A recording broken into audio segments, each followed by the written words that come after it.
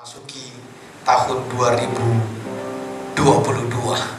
Kita tidak tahu apa yang akan terjadi ya di tahun 2022, tapi satu keyakinan kita bahwa kalau Tuhan bersama-sama dengan kita seperti pujian yang kita nyanyikan, maka Tuhan akan melakukan karya yang ajaib dalam kehidupan kita. Itulah sebabnya seperti Daud punya kerinduan yang besar. Ya, dia mau berjalan bersama-sama dengan Tuhan. Seperti Musa punya kerinduan yang besar. Bahkan dia menyampaikan kepada Tuhan, Tuhan, kalau Engkau tidak berjalan bersama-sama denganku, maka aku tidak akan berjalan juga. Aku tidak akan melakukan apa-apa tanpa campur tangan Tuhan. Saudaraku yang dikasihi oleh Tuhan, malam hari ini saya ingin kita mau belajar bersama-sama dengan satu tema. Kita diciptakan untuk menjadi keluarga Allah. Saya punya kerinduan terus-menerus mau meyakinkan setiap orang yang saya layani, setiap orang yang mendengar apa yang saya sampaikan, dimanapun mereka berada. Bahkan ketika saya melayani di Medan, ya, melayani di HKBP, melayani di GKPS, ya, saya sering menyampaikan satu keyakinan yang kokoh. Ketika kita ada di dalam persekutuan bersama-sama dengan orang-orang percaya, kita harus punya keyakinan bahwa kita ini adalah ciptaan Allah, orang yang spesial. Amin. Sedikit yang yakin ini. We are the special. Amin. Kita adalah orang-orang yang spesial, saudara. Karena dari 7,4 miliar penduduk yang ada dalam dunia ini, saya dan saudara satu-satunya orang yang dipilih oleh Allah. Amin. Nah, saudaraku yang dikasihi oleh Tuhan, mari kita melihat di dalam Ibrani pasal yang kedua, ya. Ibrani yang pasal yang kedua ayat yang ke-12, ya. Saya mengajak kita untuk melihat ayat ini.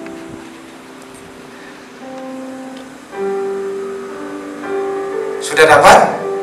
Ibrani pasal yang kedua ayat yang ke-10 bunyinya demikian. Ada ayatnya, oh enggak ya. Ada di Alkitab ya, yang kita bawa ya. Oke, kita lihat ayat ini.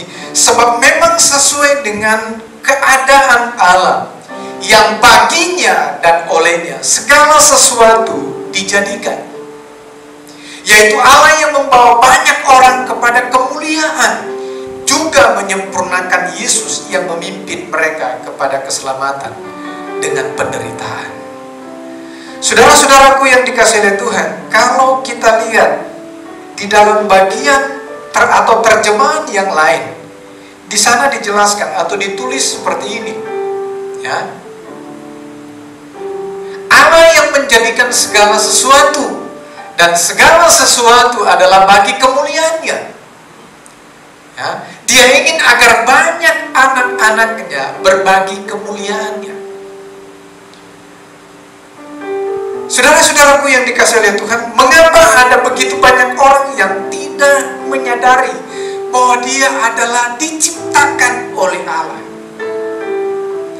Saya percaya setiap kita semua di tempat ini sepakat karena kita sudah berdosa. Maka kalau ayat ini kita baca, maka kita harus membaca di dalam kitab Kejadian pasal yang pertama ayat yang ke-27 sampai dengan 31. Bisa ditampilkan?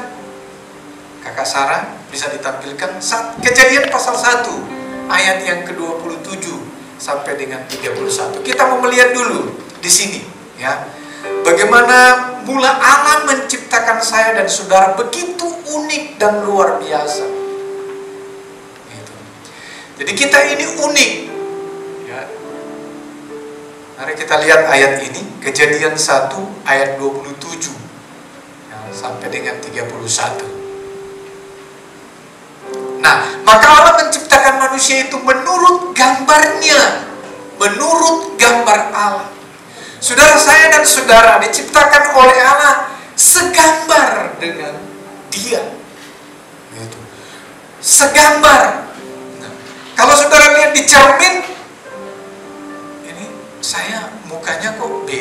yang lain gitu. Jadi kalau ada 7,4 miliar penduduk, maka itulah gambaran yang kita lihat gitu. Saudaraku yang dikasihi oleh Tuhan, diciptakannya dia laki-laki dan perempuan, diciptakannya mereka, dan seterusnya. Ayat berikut,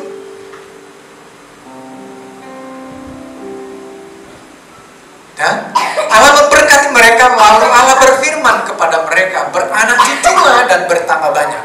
Itu yang pertama.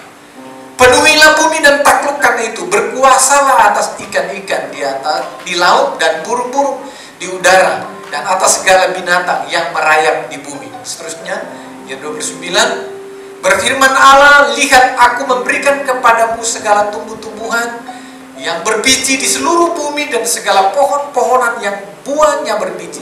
Itulah akan menjadi makananmu. 30, tetapi kepada segala binatang di bumi, segala burung di udara, dan segala yang merayap di bumi, yang bernyawa, kuberikan segala tumbuh-tumbuhan hijau menjadi makanannya. Dan jadilah demikian. Ayat 31. Maka Allah melihat segala yang dijadikannya itu sungguh amat baik. Jadilah petang dan jadilah pagi. Itulah hari ke-6. Nah, saudara, kita lihat di sini, kembali ke slide-nya, ya.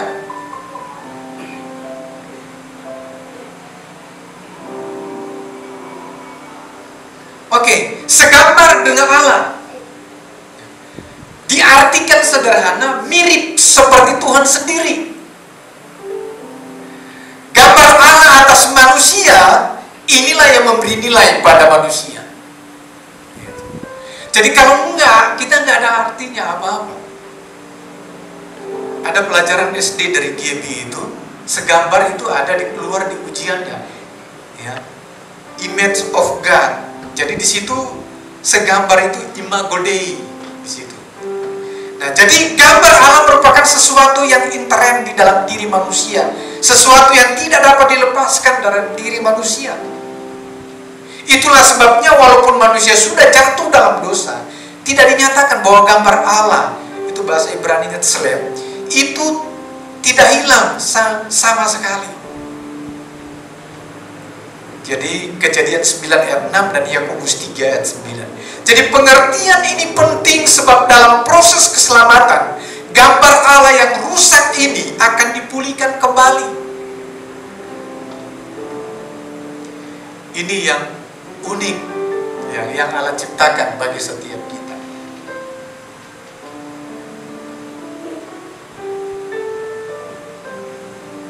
Jadi kita lihat di sini, ya, karena saya ingin mengarahkan kita diciptakan sebagai keluarga Allah, ya. Bapa, Anak, dan Roh Kudus. Nah, gambaran di dunia juga begitu, ayah, anak, ibu, atau bapa, anak, ibu. Itu gambarannya seperti itu. Nah, saudaraku yang dikasihi oleh Tuhan, manusia diciptakan dari apa yang tidak ada menjadi ada, baik bahan maupun idenya. Kata ini artinya menciptakan tanpa bahan. Dalam bahasa Ibrani, salah satu kata untuk diciptakan yang digunakan dalam kitab Kejadian adalah bara. Bukan bara api, ya. Ya, ada pernah lihat bara api? Hitam semua kan? Kalau sudah tidak ada lagi apinya. Jadi manusia diciptakan dari apa yang tidak ada. Creatio ex nihilo. Nah, Allah menginginkan sebuah keluarga, dan Dia menciptakan kita untuk menjadi bagian di dalamnya. Inilah salah satu tujuan Allah menciptakan kita. Jadi ada banyak tujuan yang Allah ciptakan buat kita, tapi salah satu tujuan yang Allah ciptakan setiap manusia, untuk manusia Adam dan Hawa, kita semua ada dalam dunia ini, ya, untuk menjadi bagian dalam keluarganya. Nah, saudara-saudaraku yang dikasihi oleh Tuhan, hanya Alkitab yang menjelaskan hal ini. Jadi kalau kita membaca Alkitab, maka keseluruhan Alkitab merupakan kisah mengenal Allah membangun sebuah keluarga yang akan mengasihinya. Jadi saya dan saudara diciptakan sebagai sebuah keluarga yang difondasi oleh kasihnya. bahwa kita akan mengasihinya. Berikut kita akan menghormatinya. Baru kemudian kita akan memerintah bersama-sama dengan dia selama-lamanya. Saudara, adakah kitab yang menjelaskan hal ini sedemikian detail dan luar biasa yang kita baca? Jadi diciptakan sebagai keluarga Allah.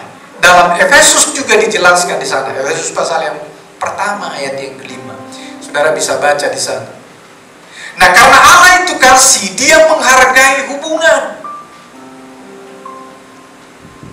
Itulah sebabnya setiap kita harus menghargai satu sama lain dengan membangun hubungan. Tanpa hubungan, kasih tidak akan pernah terjadi.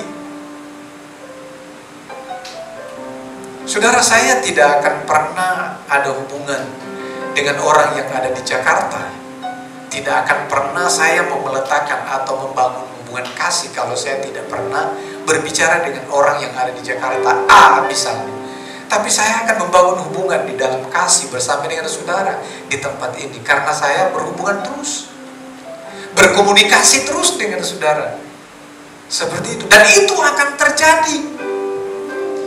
Nah, sifatnya sendiri berkaitan dengan hubungan.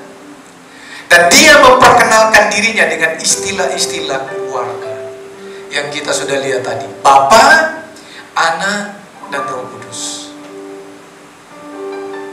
Inilah luar biasa, saudara. Ya, undangan untuk menjadi bagian dalam keluarga Allah bersifat universal. Semua orang di dalam dunia ini, Allah mau membangun hubungannya untuk menjadi keluarganya. Tetapi ada satu syarat bagi keluarga Kristen, yaitu iman di dalam Kristus. Galatia 3 ayat yang ke-26. Nah, saudaraku yang dikasihi oleh Tuhan, kita akan melihat manfaat menjadi bagian dalam keluarga Allah. Ya. Saudaraku yang dikasihi oleh Tuhan, ada begitu banyak orang atau anak-anak muda, bahkan orang-orang yang sudah tua berpikir menjadi bagian dalam keluarga ini. Enggak ada manfaat saya ada dalam dunia ini. Enggak ada manfaat saya ada dalam keluarga ini. Keluarga A misalnya. Maka kita melihat ada begitu banyak anak-anak muda lebih memilih lari dari rumah daripada dia membangun hubungan yang intim di dalam keluarga. Lebih banyak anak-anak muda lari ke narkoba, lebih banyak anak-anak muda lari ke alkohol, lebih banyak anak muda lari ke kehidupan dunia yang hedonisme saat ini, hura-hura saat ini, karena dia ingin mendapatkan sesuatu yang tidak ada dalam keluarga, yaitu kasih. Saudara tidak akan menemukan kasih itu di luar, tapi saudara akan menemukan kasih dan penerimaan itu ada dalam keluarga. Walaupun memang kadangkala kita merasakan hal itu tidak kita rasakan dalam kehidupan kita, tapi saya mau memberitahu, saudara akan membangun hubungan yang intim dan kasih itu terjadi di dalam keluarga. Itulah sebabnya saya pernah buat segmen bilang begini, apapun keberhasilanmu, apapun keberadaanmu, apapun pelayananmu, apapun kekuasaan yang kau lakukan, dan mujizat dalam pelayanan yang kau lakukan, kembalilah kepada keluarga. Saudara-saudaraku yang dikasihi oleh Tuhan, saya ingat ada salah satu rektor STT yang terkenal. Dia begitu berhasil dan luar biasa, pelayanannya luar biasa, dan dia menulis banyak buku, dan dia memimpin luar biasa, dan akhirnya ada dalam puncak karirnya. Dan satu ketika istrinya divonis mengidap penyakit kanker. Dan apa yang dia lakukan? Dia mengambil keputusan dan menulis surat kepada tim untuk mengundurkan diri sebagai rektor. Dan dia akan menyampaikan bahwa saya akan menghabiskan waktu saya untuk merawat istri saya. 40 tahun saya berjuang dan berhasil. 40 tahun saya membangun pelayanan. 40 tahun saya melakukan banyak hal. Itu semuanya karena ada istri saya yang mendukung. Dan saya mundur dari sebagai rektor untuk merawat istri saya. Saudara-saudaraku yang dikasihi oleh Tuhan, ada begitu banyak manfaat dalam keluarga yang bisa kita temukan.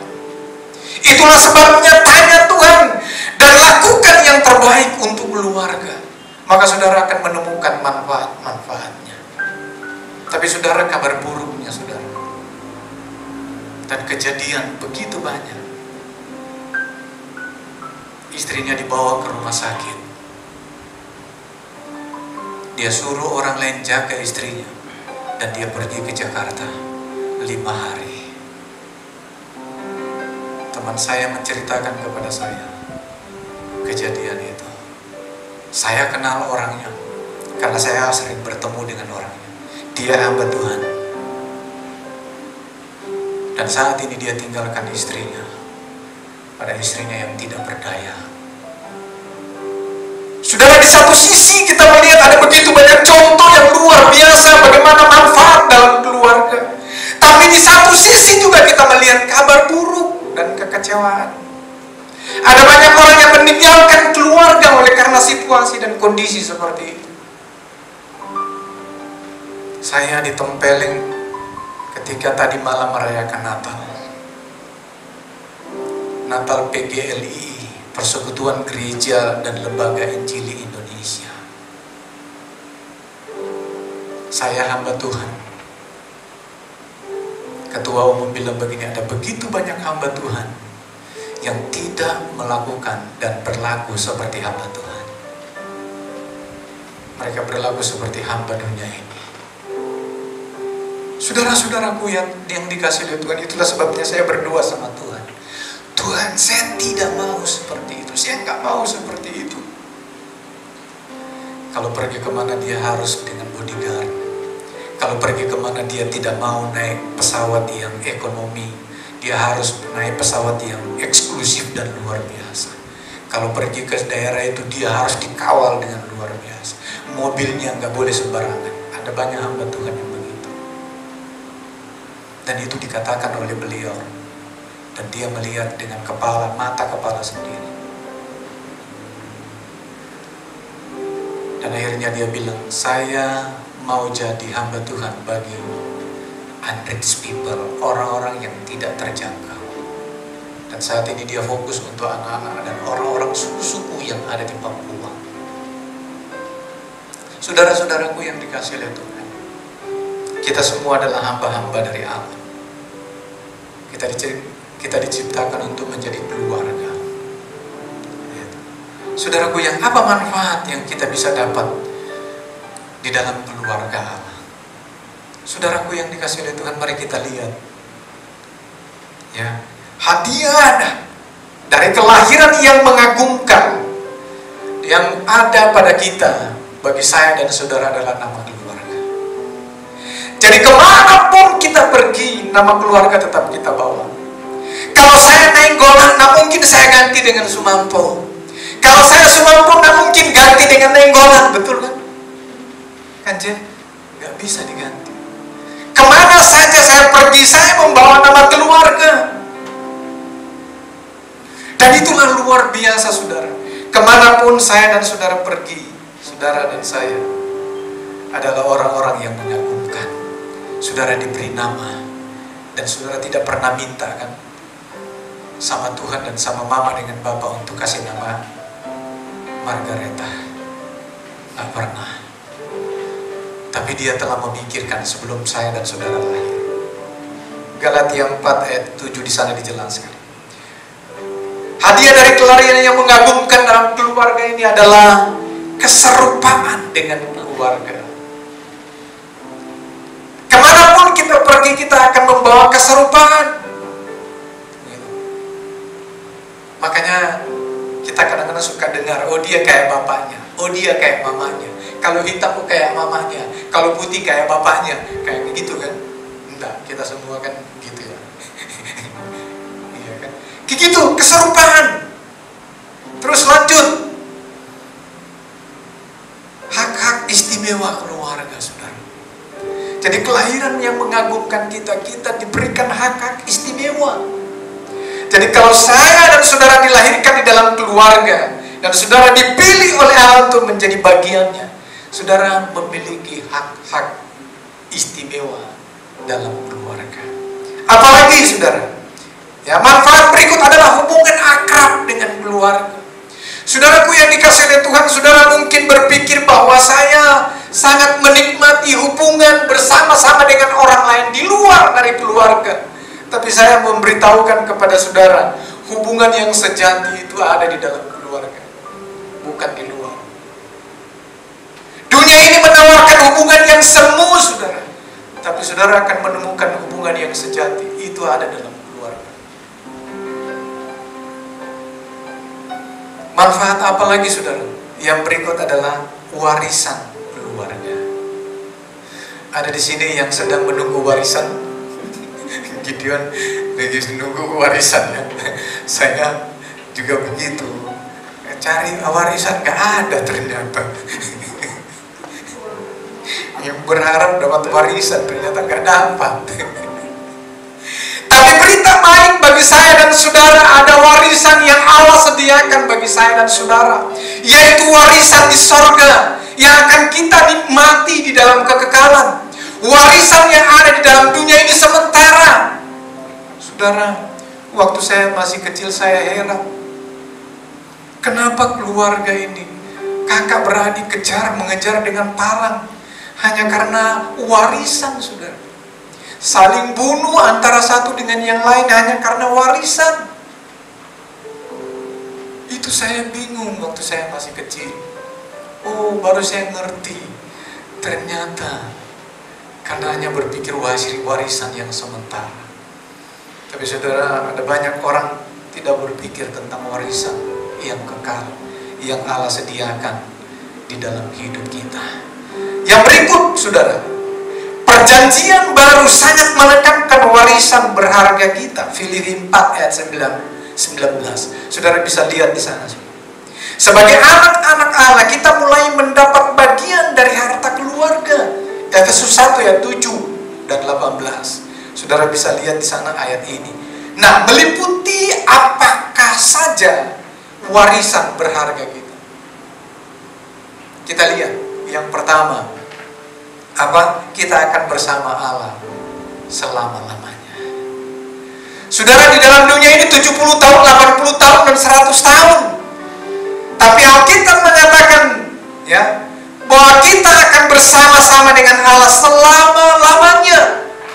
Dan saudara tidak akan bayar. Sekarang ini semakin mahal. Di kuburan pun bayar sekarang, mahal pula. Kemarin kami cerita dengan Pak Ferdi, nanti akan ada kuburan yang eksklusif, yang lux, seperti di Jakarta itu, apa namanya? Di Hill ya, apa itu? Pokoknya bayarnya mahal, saudara. Per tahun itu ada berapa ratusan juta untuk bayar kuburan kita, keluarga kita. Gitu. Tapi di surga nggak bayar kita. Kita akan menikmati semua berkat yang ada di surga itu selama-lamanya. Nah, kadang-kadang orang berusaha sedemikian rupa, bahkan saling bunuh hanya karena untuk warisan di dunia ini. Yang kedua, saudara, kita akan diubah sepenuhnya menjadi seperti Kristus. 1 Yohanes 3 ayat yang kedua. Itu yang akan terjadi dalam hidup kita. Baru kemudian yang ketiga, saudara, kita akan dimerdekakan dari segala kesakitan, kematian, dan penderitaan. Jadi ketika saya dan saudara diberikan warisan masuk dalam kerajaan surga, di bumi ini kita memang menderita dengan kesakitan, kematian, dan penderitaan. Tapi di surga kita akan menikmati dalam pujian penyembahan yang luar biasa. Saudara jangan pernah kecewa. Saudara lahir di mana saja, di keluarga apa saja. Jangan pernah kecewa, jangan pernah menolak. Sama dengan Nick Vujicic, kalau dia betul-betul terus-menerus ya mengeluh, bersungut-sungut, kenapa saya lahir di tengah-tengah keluarga ini tanpa kaki dan tanpa tangan, dia tidak akan berhasil dengan kuliahnya dengan 2 sarjana tanpa kaki dan tanpa tangan. Sudah pernah nonton Nick Vujicic kan? Begitu. Dia kecewa dengan Tuhan. Tuhan, kenapa saya lahir dalam dunia ini? Mendingan saya kan lahir. Saudara pernah baca kisah ya, Fanny Crosby? Nanti pulang buka di Google. Ketika dia demam, umur masih bayi, matanya jadi buta. Tapi saudara tahu dia menulis lagu kurang lebih hampir 8.000 lagu. Dan lagu-lagu yang ada di dalam kidung jemaat sebagian besar dari tulisannya. Luar biasa. Kalau dia mungkin menyerah kepada Tuhan, menyerah dalam keadaan, maka dia tidak akan berhasil seperti itu. Bahkan dari mereka, di antara mereka seperti itu, ada yang mau bunuh diri. Tapi dia tahu ada Tuhan yang menciptakan dia, yang membuat dia berhasil. Jangan kecewa saudara lahir di mana, tapi saudara bersyukur karena Tuhan adakan saudara ada di dalam dunia ini. Yang keempat, kita akan diberi upah dan ditugaskan kembali dalam pelayanan. Baru kemudian yang kelima, kita akan mendapat bagian dalam kemuliaan Allah. Dan ini luar biasa saudara. Saya tidak akan menjelaskan panjang lebar. Nah, masuk dalam keluarga Allah merupakan kehormatan tertinggi dan hak istimewa terbesar yang bisa dan pernah Anda dan saya terima dalam hidup ini. Itu yang disampaikan oleh Rick Warren.